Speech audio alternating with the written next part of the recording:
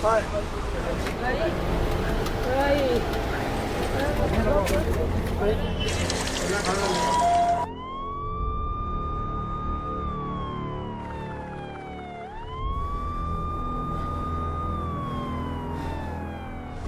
जो डेथ का total envelope जो है एक्सेस डेथ का 19 के मुकाबले 19 में नहीं था कोविड, 20 में आ गया, तो 4.74 लाख का है, लेस देन 5 लाख है। फिर भी ऐसी फिगर जो है 9 गुना 10 गुना बताना ये ठीक बात नहीं है। तो मेरा ये मानना है कि ये डेटा ठीक नहीं है। हमारा एक बहुत अच्छा एक सिस्टम है बर्थ्स और डेथ रजिस्ट्रेशन का, RGI का, वो कई डिकेड से चला आ रहा है और उसमें डेथ्स और बर्थ्स बहुत अच्छी तरह से रजिस्टर होती हैं। We had COVID deaths occurring and we did not have a definition of death. Not even the WHO had any definition for death after COVID-19. When till I become positive today, I die after 2 weeks, will it be COVID death? I die after 2 months, will it be COVID death? I die after 6 months, will it be COVID death? Numbers are sometimes controversial. We have to recognize that the estimates are an approximation of a reality.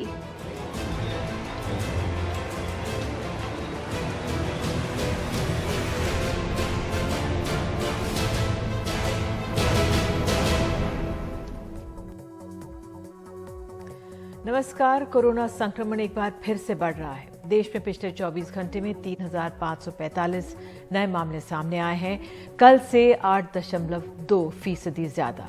Delhi में भी संक्रमण दर बढ़कर 6.42% पर है। महाराष्ट्र में एक व्यक्ति की मौत हुई है, लेकिन कोरोना नियमों में फिलहाल कोई सख्ती नहीं है। शायद नियमों का पालन करते करते लोग ऊब चुके हैं, थक चुके हैं। सरकारों को अपने काम करना है, नौकरी पेशा के लिए काम पर निकलना जरूरी है, तो मजदूरी करने वाले के लिए भी रात की रोटी का इंतजाम करना जरूरी है। पिछली कोरोना की लहरों में कितनी मृत्यु हुई, अस्पतालों में जगह नहीं मिली, ना शमशानों में जगह थी, कहीं ऑक्सीजन नहीं मिला तो कहीं स्ट्रेचर नहीं था, परिवार अनाथ हो गए थे। त्रासदी झेल रहे परिवारों के राज्यों में तो चुनाव भी हुए उसके बाद, और जिन सरकारों पर कोरोना काल में बदइंतजामी के आरोप लगे वे जीत भी गए और ज्यादा बहुमत से चुनाव जीत गए। तो कोरोना संक्रमण के बढ़ने घटने की चिंता ना के बराबर दिख रही है। लेकिन कल विश्व स्वास्थ्य संगठन ने आंकड़े जारी कर कहा है कि भारत में आधिकारिक संख्या से कई गुना ज्यादा कोरोना काल में मृत्यु हुई। आज हमारी कोशिश है कि समझे कि आंकड़ों में इतना फर्क कैसे बताया जा रहा है, साथ ही कोशिश की इस बहाने अपनी स्वास्थ्य प्रणाली पर गौर कर लें, उसे कुछ और मजबूत कर लें, सरकारों का उस ओर ध्यान खींच लें। भले ही सरकार का स्वास्थ्य बजट घटा हो, लेकिन उस त्रासदी को झेल चुके लोगों के घावों पर कुछ मरहम और कोरोना वॉरियर्स के अनुभवों से कुछ सीख कर जरूर अपने साथ आज समेटें। तो विश्व स्वास्थ्य संगठन WHO ने दावा किया है कि भारत में कोरोना से अतिरिक्त 47 लाख मौतें हुई, जबकि भारत में कोविड-19 से कुल मौतों का जो आधिकारिक आंकड़ा है वो 5,20,000 के करीब है, यानी भारत के आधिकारिक आंकड़े से करीब 10 गुना ज्यादा। WHO ने कल ये भी दावा किया कि दुनिया भर में कोरोना से साल 2020-21 में सभी देशों की तरफ से दिए गए आंकड़ों से 1,49,00,000 ज्यादा मौतें हुई। उसका कहना है कि ये 84% मौतें केवल दक्षिण पूर्व एशिया, यूरोप और अमेरिका में हुई हैं। तो भारत सरकार ने क्या कहा है जब से कल से WHO का ये आंकड़े आए हैं? भारत ने आंकड़ों पर जताई है आपत्ति, कहा है कि डेटा कलेक्शन, डेटा सोर्स और मॉडल और प्रक्रिया को लेकर सवाल उठाए हैं। भारत सरकार ने नवंबर से 10 चिट्ठियां लिखी हैं WHO को। WHO की तरफ से कोई जवाब नहीं आया है। 17 राज्यों के डेटा के आधार पर यह आंकड़ा जारी किया गया है। भारत सरकार इस मुद्दे को WHO की एग्जीक्यूटिव बोर्ड में उठाएगी। जब WHO के DG भारत आए थे, भारत सरकार ने अपनी चिंता जाहिर की है। WHO के DG ने तब कहा था कि हमारी टेक्निकल टीम इसको देख रही है। तो इस मामले में आज राहुल गांधी ने ट्वीट भी किया है। उन्होंने लिखा है, कोविड महामारी के कारण 47 भारतीय की मौत हुई है, 8.8 लाख नहीं जैसा कि सरकार ने दावा किया है। विज्ञान झूठ नहीं बोलता, मोदी बोलते हैं। उन परिवारों का सम्मान करें जिन्होंने अपनों को खोया है। अनिवार्य रूप से 4 लाख रुपए मुआवजे के साथ उनका समर्थन करें।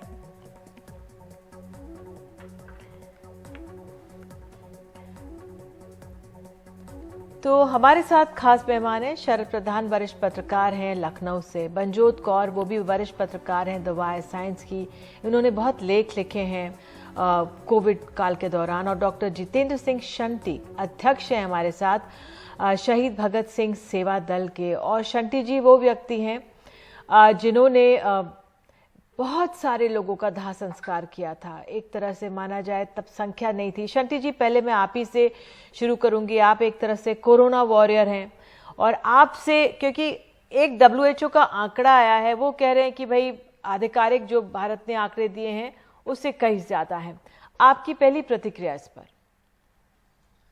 देखिए, सबको अपने अपने स्टेट्स का पता होता है। मैं बैठा हूँ राष्ट्रीय राजधानी में, और दिल्ली का एक कोना शाहदरा मैंने संभाला था, सीमापुरी शमशान घाट, और नहीं भूलता मुझे वो दिन कि 26 अप्रैल का दिन था और 176 डेड बॉडी मैंने अपने हाथ से करी थी। ये राष्ट्रीय राजधानी दिल्ली की बात बता रहा हूं मैं आपको। एक दिन वो कहर जिन परिवारों पे बरपा है, मैंने अपनी आंखों से देखा है कि एक एक परिवार से 3 से 4 लाशें भी हम उठा के लाए हैं किसी किसी घर से। तो उसको भूलना और उसको भूल जाना सारी जिंदगी में मैं समझता हूं मुनासिब नहीं है। और आज हम अपने आंकड़ों को कहीं भी इधर उधर करते रहे, लेकिन दिल्ली जैसी राष्ट्रीय राजधानी में लोगों को स्ट्रेचर जैसी चीज नसीब नहीं हुई उस समय, लकड़ी नसीब नहीं हुई, कई जगह कफन नसीब नहीं हुआ, डेड बॉडी वाली किट नसीब नहीं हुई, बहुत भयंकर हालत थी। आप शक्ति जी कह रहे हैं कि एक दिन में इतनी मृत्यु हुई? जी, मैं मैक्सिमम बता रहा हूं आपको, जो मैं ऐसे 70, 75, 80, 100 तक करता रहा, लेकिन 26 अप्रैल वाले दिन बड़ा भयंकर दिन था। और 3 शमशान घाट का आंकड़ा बोलूं मैं, सीमापुरी, गाजीपुर और कड़कड़ुमा, 477 डेड बॉडी एक दिन में थी। वो 26 अप्रैल का दिन था। बिल्कुल। शरद जी मैं आपके पास आऊंगी अब, क्योंकि कुछ तस्वीरें लखनऊ से भी आई थी, उत्तर प्रदेश से आई थी, नदियों के घाटों से, गंगा के तटों से आई थी। आपका क्या आंकलन है अब जब WHO का ये बात कहना आई है, क्योंकि कई ऐसी चीजें भी हैं, भारत सरकार ने भी अपना जवाब एक तरह से दिया है, सरकार ने तमाम सवाल उठाए हैं, ये कहा कि भाई 17 राज्यों का मोटा मोटा एवरेज लेकर आपने कैसे कह दिया, लेकिन आपकी क्या प्रतिक्रिया थी जब WHO ने ये फिगर्स जारी किए? देखिए, ये बड़ा सरकार के लिए तो ये लग ही रहा था कि सरकार को तब बड़ी तकलीफ होगी जब सच्चाई सामने आएगी, क्योंकि सरकार ने कोई कसर नहीं छोड़ी थी इसको छुपाने की। इसके मैं अभी इसका मैं डिटेल एक्सप्रेशन वो दूंगा, लेकिन यही वही WHO है जिससे के जरिए से इन्होंने किसी तरीके से एक लेटर ऑफ अप्रिसिएशन, जहां तक यूपी का सवाल है, लिखवा लिया।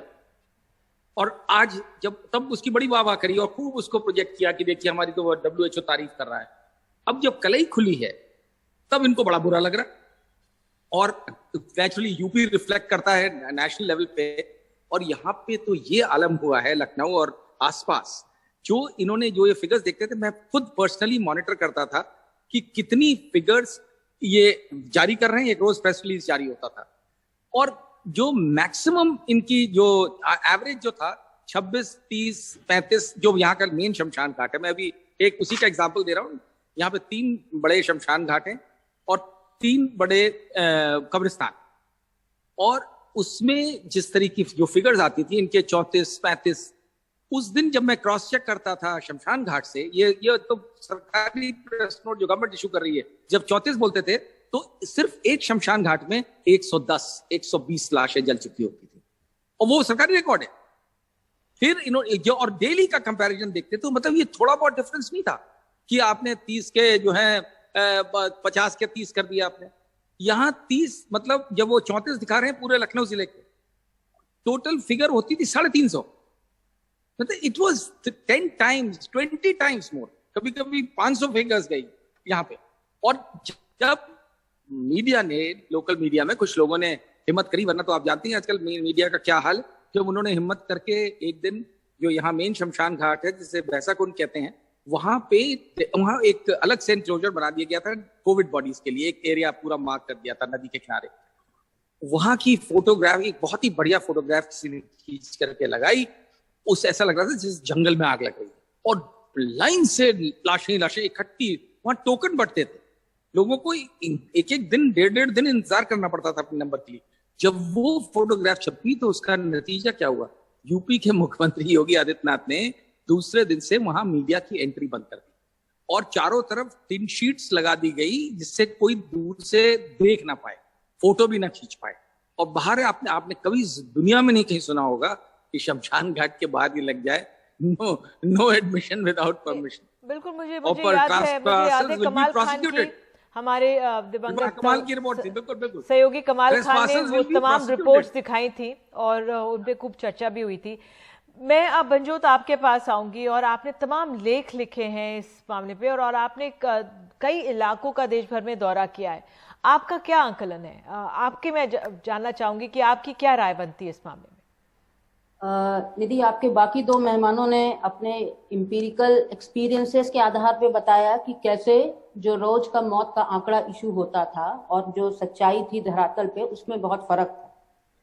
इन एक्सपीरियंसेस को अगर छोड़ भी दे और उन टेक्निकल एस्पेक्ट्स में जाए जिसकी बात WHO कर रहा है, तो वो आपको एक्सप्लेन करने की कोशिश करेंगे। आप मुझे थोड़ा समय दीजिएगा। आपने बात कही 17 राज्यों की कि कैसे सिर्फ 17 राज्यों के आधार पे देश भर का आंकड़ा इशू किया जा सकता है। पहले में ये समझना होगा कि मौत का आंकड़ा इकट्ठा कैसे होता है इस देश में। मौत का आंकड़ा रिफ्लेक्ट होता है जिसे कहते हैं CRS, सिविल रजिस्ट्रेशन सिस्टम।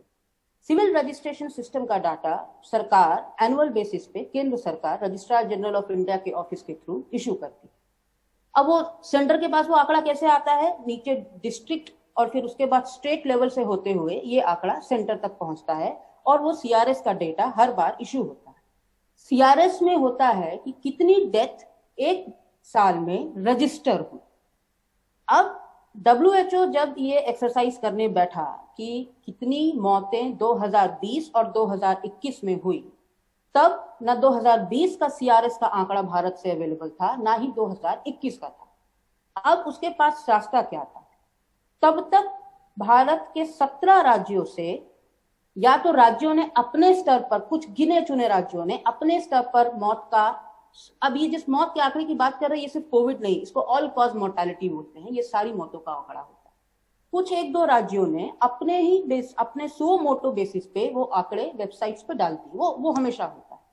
और बाकी कुछ राज्यों से बहुत सारे पत्रकारों ने राइट टू इंफॉर्मेशन के माध्यम से वो स्टेट लेवल के मौत के आंकड़े निकाले। इस तरह जब RTI से और स्टेट के ऑफिशियल रिकॉर्ड से आंकड़े इकट्ठे हुए, तो वो इकट्ठे करते करते 17 राज्यों के वो आंकड़े इकट्ठे हो। अब उन 17 राज्यों के आंकड़े 2020 और 2021 के जब इकट्ठे हुए, उसके बाद उसकी मॉडलिंग की गई। WHO ने उसकी मॉडलिंग की।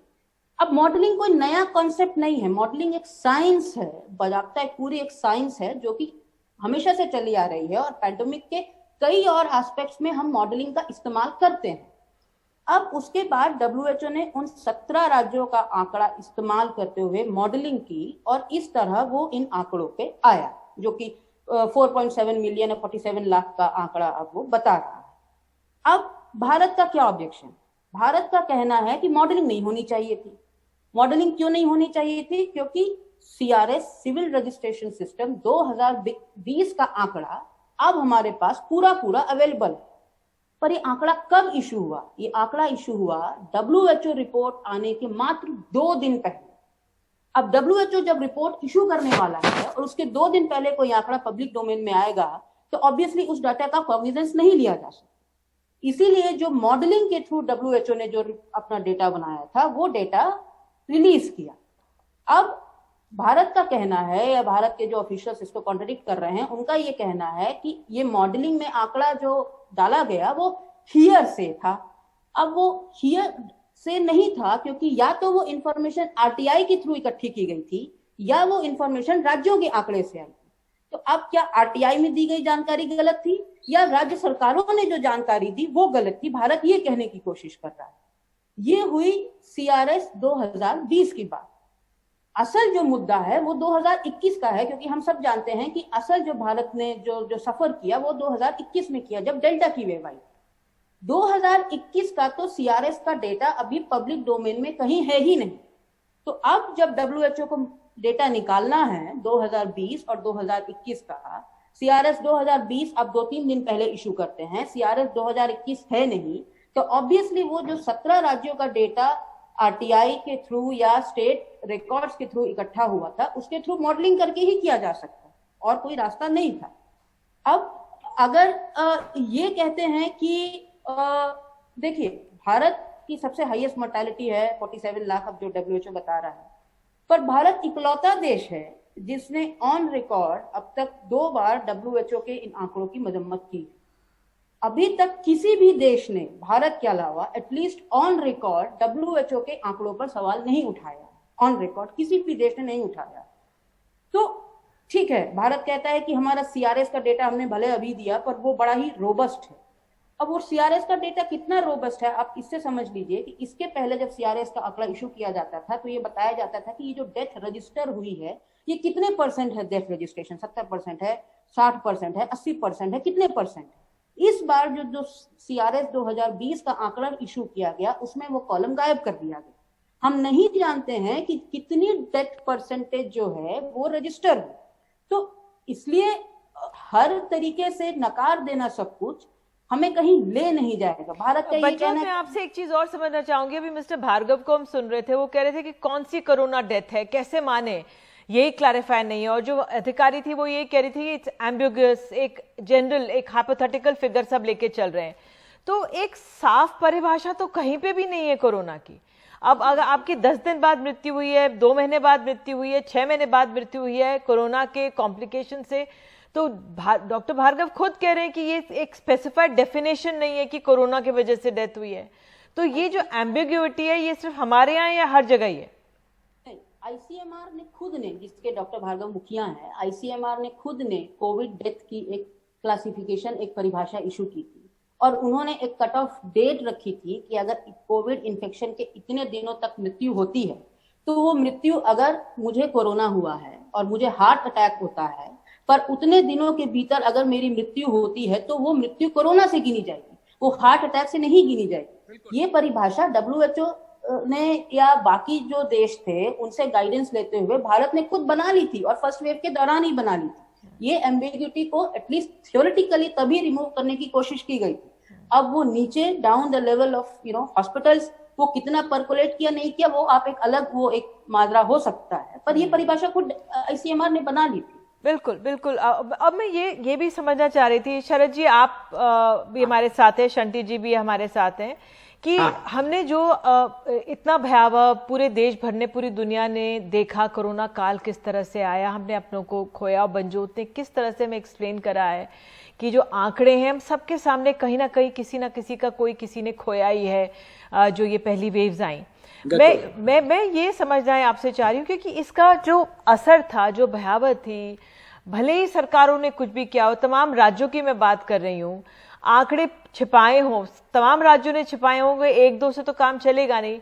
मैं ये जानना चाह रही हूँ कि उसका तो असर हुआ नहीं, चुनाव आए चले गए, लोगों को अपने स्वास्थ्य का या अपने परेशानी का कुछ असर इस पे नहीं दिखता।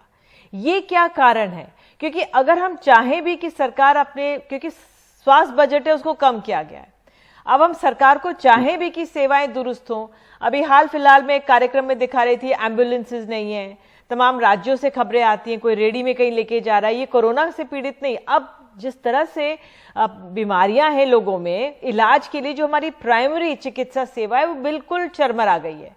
उस लिहाज से सरकार सचेत होती नजर नहीं आती। देखिए उसके पीछे बड़ा सिंपल सा कारण है निधि। देखिए जहां तक इसका सवाल है, सबने झेला, सबने तकलीफें उठाई, लोगों के घर के परिवार के सदस्य मरे। बीजेपी के एमएलए को मैंने कहते हुए सुना ऑन रिकॉर्ड कि यूपी में 90,000 विलेजेस हैं और कोई भी गांव ऐसा नहीं है जहां पे कम से कम 8 से 10 लोग ना मरे। और ये बात सच भी रही होती, मैं थोड़ा एग्जैजरेशन भी मान ले, लेकिन जिस तरीके से बीजेपी ने उसको काउंटर किया, आपने देखा होगा कि ये जब चल रहा था उसी दौरान इलेक्शन के कैंपेन के बिगिनिंग में प्राइम मिनिस्टर ने ये अनाउंस किया कि साहब यूपी ने बड़ा कमेंडेबल काम किया है कोविड मैनेजमेंट। मतलब जो मिसमैनेजमेंट था उसको इन्होंने मैनेजमेंट में कन्वर्ट कर दिया, बम्बार्डमेंट करके झूठ का। पब्लिसिटी, देखिए ये पब्लिसिटी पे बहुत डिपेंड करती है ये रूलिंग डिस्पेंसेशन जो है। यूपी ने 6 महीने में 650 करोड़ पब्लिसिटी पे खर्च किया यूपी गवर्नमेंट ने, ऑफिशियली। ये तो उसके जरिए से जो पब्लिक के माइंड्स पे जो वो डाला कि नहीं साहब ये सब तो ठीक है, तो जो आप जहां तक इलेक्शन की बात करें, जिस तरीके से इन्होंने जीता, वो इस झूठे कैंपेन की वजह से, और लोग इसको बिलीव करने लगे। देखिए, एक झूठ को आप 1000 बार बोलेंगे तो आदमी अपने सच पे शक करने लगता है, और वही हुआ इसमें। किसने नहीं देखा ये सब कुछ हुआ, लेकिन लोगों ने उसके बावजूद भी जो है ये सारा ये बड़ा सिस्टमैटिक कैंपेन चला, इसकी वजह से जीते। इसमें ये नहीं है कि पब्लिक के ऊपर कोई असर ही नहीं हुआ, पब्लिक भूलने को मजबूर हो गई, ये ट्रेजेडी है। तो शंटी जी, मैं आपसे पूछना चाहूंगी, आपने तो इस तरह की स्थितियां देखी थी, तो क्या जो अपने दुख है, अपने अनुभव है, अपने परिजनों को खोना है, चुनाव के दौरान लोग भूल जाते हैं, या ये एक अरसे के बाद इसका असर नहीं रहता? आप मेरे से पूछ रहे हैं? जी जी जी। देखिए, आप बार बार हम ये तो याद करते हैं कि डेथ हुई, लेकिन कारण क्या रहा, अलग अलग स्टेट में क्या सिनेरियो थे। अगर मैं जहां बैठा हूं इस राष्ट्रीय राजधानी दिल्ली में, आपने ठीक कहा अभी कि एम्बुलेंस जैसी चीज, उसके बाद ऑक्सीजन, यहां तक स्ट्रेचर नहीं, यहां तक वेंटिलेटर नहीं, और जब डेथ हो जाए तो डेड बॉडी वाले मोर्चरी बैग नहीं है हॉस्पिटल के अंदर। और मैं एक बात ऑनलाइन खुल के बोलना चाहता हूं, मुझे किसी बात का डर नहीं है, कि जितने अच्छा काम एनजीओ ने किया है, जितना अच्छा काम डॉक्टर्स ने किया है, नर्सेज ने किया है, मैं सैल्यूट करता हूं एम्बुलेंस ड्राइवर ने। पर जो हॉस्पिटल वालों ने उस समय लूट खसोट करी है, क्या किसी एक भी हॉस्पिटल के ऊपर एफआईआर हुई है आज तक? 25-25 लाख रुपए के बिल बनाए हैं इन्होंने, उसके बाद लाशें भी दी है इन्होंने लोगों की, लोग तरस रहे थे, अपने घर भेज दिए लोगों ने। और उसके बाद जब लाश मिलती थी तो मोर्चरी में एक एक घंटा बैठे, एक एक दिन बैठे, फिर उसके बाद डेड बॉडी लाने के 40-40 हजार रुपए लोगों ने शमशान घाट दिए। अगर दिल्ली गवर्नमेंट चाहती तो दिल्ली के अंदर 5000 बसें डीटीसी की खड़ी थी, उसकी सीटें निकलवा देते, उसमें लाशें ढोते, उसमें पेशेंट ढोते, उसमें डॉक्टर ढोते, लेकिन उन्होंने कोशिश ही नहीं करी। और प्रशासन की लापरवाही की वजह से, मैं सीधा सीधा कहूंगा कि इतनी बड़ी राजधानी के अंदर लोग सुविधाओं के अभाव में मर जाए। उसके बाद लकड़ी नहीं थी हमारे पास शमशान घाटों में, कहीं दिल्ली में आने का कोई साधन नहीं बन रहा था, और छोटे छोटे बच्चे 12-12 साल के अपने पिता की लाश लेके आ रहे हैं, बच्चियां लाश लेके आ रही हैं। 4-4 दिन लोगों की लाश घर पड़ी रही, कोई प्रशासन फोन उठाने को तैयार नहीं था। एम्बुलेंस का नंबर है, पुलिस का नंबर है, फायर ब्रिगेड का नंबर है, क्या लाश उठाने का कोई नंबर है दिल्ली के अंदर? मुझे बताइए आप, किसने उठाई लाशें? वो हमें पता है कि हमने 50-50 लाशें शहीद भगत सिंह सेवा दल के वॉरियर ने घरों से उठाई हैं, सड़ी हुई लाशें उठाई हैं, और यहां तक कि चौथे 5वें महल्ले पे वो 4-4 दिन लाशें पड़ी रही, किसी ने फोन नहीं उठाया। और अगर सबसे ज्यादा इस कोविड में किसी ने फायदा उठाया है, मुझे शर्म नहीं है कहने में, वो पैसे वालों ने उठाया है। किसी गरीब आदमी ने लूटमार नहीं की। 2000 का इंजेक्शन अगर दिल्ली में 2 लाख का बिका, किसी गरीब आदमी ने नहीं बेचा वो। अगर 500 का सिलेंडर 50,000 का बिका, किसी गरीब आदमी ने नहीं बेचा। और वो 500 वाली एम्बुलेंस 40-40 हजार में दी गई, क्या किसी के ऊपर एफआईआर रजिस्टर्ड की दिल्ली में? हर हॉस्पिटल के अंदर एक नोडल ऑफिसर था, क्या करा उस नोडल ऑफिसर ने? क्यों नहीं केस रजिस्टर्ड किए गए? मैं अभी भी कहता हूं इन सभी प्राइवेट हॉस्पिटल्स का दिल्ली में ऑडिट कराया जाए और उस पैसे को लेके किसी राहत कोष में डाला जाए ताकि देश के काम आए। आज उन परिवारों से पूछिए जो साल बीत जाने के बाद भी 4-4 विधवाएं एक एक घर में बैठी हैं, वो कभी नहीं 200 साल तक नहीं भूलेंगे इस बात को। और हमारे जैसे छोटे छोटे वॉरियर जिन्होंने 22-22 दिन शमशान घाट में गुजारे हैं, हम तो नहीं भूल सकते जी वो हादसे को। हम तो अपने दिलो जान में रखे हुए, हमारे ये रोंगटे खड़े हो जाते हैं जब आपसे बात करते हैं। हमें याद आती है उन बच्चों की, छोटे छोटे जो बेचारे लाश को रिक्शे में रख के ला रहे हैं, ऑटो में ला रहे हैं। कहाँ गई थी मुफ्त में सामान देने वाली सरकार? उस समय कहाँ गई थी? इन्होंने क्यों नहीं कहा कि हम स्वास्थ्य मुफ्त में दे रहे हैं?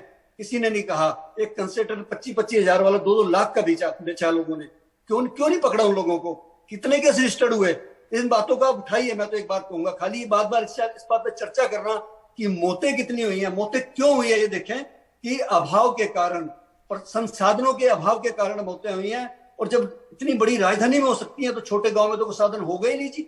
जब यहाँ लाश ले जाने का साधन नहीं है, जब यहाँ जलाने का साधन नहीं है, तो मैं तो यही कहूंगा कि हमें इसके ऊपर चर्चा करनी चाहिए बार बार कि जिन लोगों ने इसे दिवाली के रूप में लिया है। हमारे देश में दिवाली पे मिठाई के साथ डब्बा तोड़ दो तो जेल होती है। इन 25-25 लाख का बिल बनाने वाले हॉस्पिटल वालों किसी को जेल हुई है?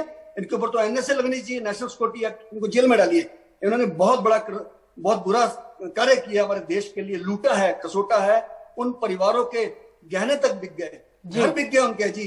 सच बोलूं मैं, आज तक बिल्कुल शंटी जी, आपने ये बहुत अहम मसला उठाया है, बहुत अहम मसला। और वाकई में क्योंकि आप लोग कोरोना वॉरियर्स थे, बनजोत, आप भी कोरोना वॉरियर, जिन्होंने आपने हमें एक्सप्लेन करा। मेरा एक ड्राइवर मरा भी है, 1 रुपया नहीं दिया दिल्ली गवर्नमेंट ने उसको। जी बिल्कुल, ये बहुत अहम है कि अब क्या अस्पतालों पर वो वाकई में ध्यान दिया जाएगा कि किस तरह से खसोटा गया है। जिन लोगों ने खसोटा, बहरहाल हमारे समाज में स्थिति इस तरह से बन जाती है कि जब एक समय, इस मौका ऐसा आता है तब हम लोग चर्चा करते हैं, उसके बाद भूल जाते हैं। लेकिन वाकई में स्वास्थ्य को लेकर हम सब की कोताही हम सब की तरफ से होती है, लेकिन सरकार का इस ओर ध्यान खींचना बेहद ज़रूरी है। आप लोग सब जुड़े, बहुत बहुत धन्यवाद। और इस खास कार्यक्रम में इसके ब्रेक ले रहे हैं हम लोग, और ब्रेक के बाद एक और अहम खबर आपको दिखाएंगे। बने रहिए एनडीटीवी इंडिया के साथ।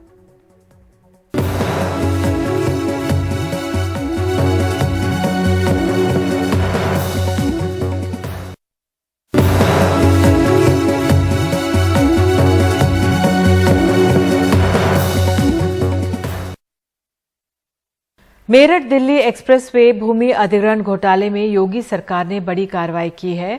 गाजियाबाद की डीएम रही निधि केसरवानी को सस्पेंड किया गया है। उनके खिलाफ एफआईआर दर्ज कराने का आदेश भी दिया गया है। इसमें डीएम व अन्य अफसरों ने किसानों से सस्ते रेट पर जमीन अपने रिश्तेदारों को खरीदवा दी, फिर उसे कई गुना ऊंचे रेट पर सरकार को बिकवा दी थी।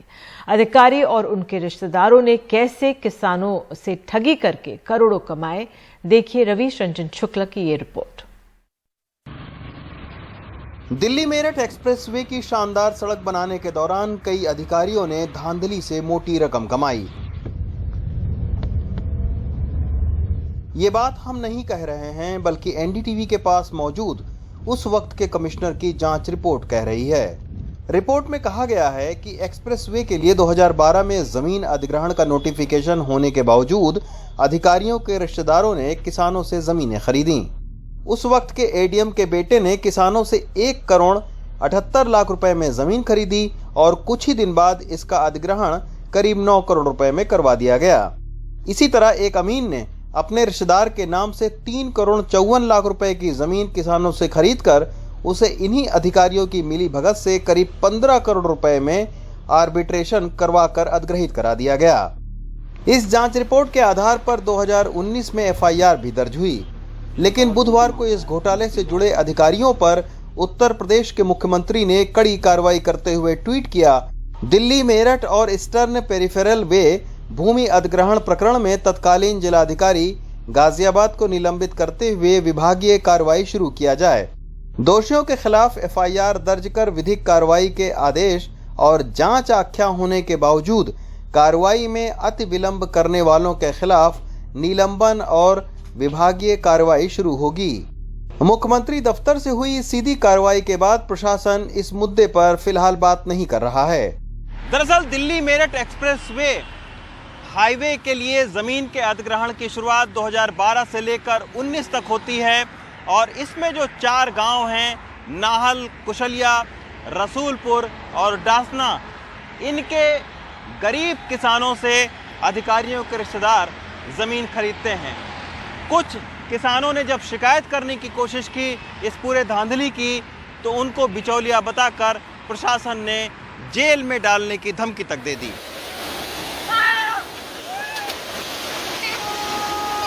दिल्ली मेरठ एक्सप्रेसवे के लिए अपने खास और चहेते लोगों को जमीन खरीदवा कर जिले में भूमि अधिग्रहण में किस तरह घोटाला हुआ, इसको जानने के लिए हम सबसे पहले नाहल गांव पहुंचे।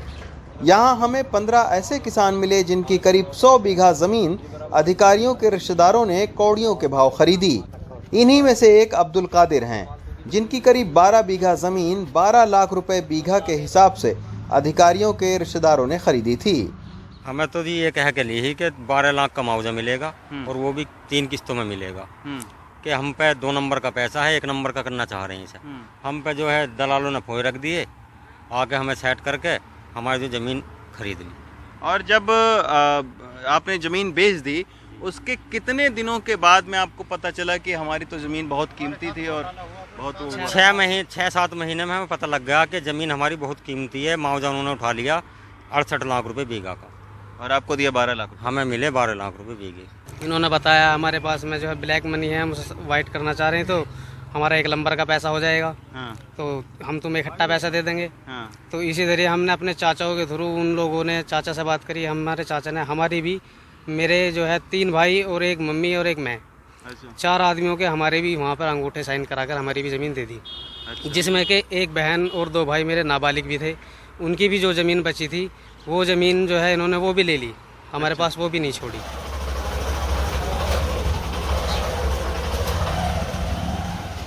नाहल गांव से अब हम पहुंचे गुलावठी। 55 साल के लियाकत ने ही पहली बार जमीन अधिग्रहण में धांधली की शिकायत की थी, जिनकी भेजी गई चिट्ठी के आधार पर मुख्यमंत्री ऑफिस से ये कार्रवाई हुई। भ्रष्टाचार के खिलाफ 10 साल की लड़ाई के दौरान इनको कई बार धमकियां और मानसिक उत्पीड़न तक झेलना पड़ा। जो भी किसान संतोष में इनको 10% कमीशन दे देवा। मान लिया मुझे 1 करोड़ रुपया बना, मैं 10 लाख उसके घर दिया आया, तो मेरी आर्बिट्रेशन कर देवे है और ना तो 2 साल तक भी नहीं करे है। मैंने बहुत कही भी ऐसा कर लो, हमारे भाई है उससे खुद लिए। मैंने जब मजबूर में जब किसानों के खिलाफ अन्याय देखा जी, फिर मैंने इनके 20 बेनामे पकड़े। देश भर के अलग अलग इलाकों में सड़क बनाने के दौरान जमीन अधिग्रहण में धांधली की शिकायतें आती रहती हैं, लेकिन ये शायद ऐसा पहला मामला है जहां कम पढ़े लिखे माने जाने वाले किसानों की शिकायत के आधार पर इतनी बड़ी धांधली की पोल खुली और खुद मुख्यमंत्री ने कार्रवाई की। दिल्ली मेरठ एक्सप्रेसवे से रवीश रंजन शुक्ला, एनडीटीवी इंडिया।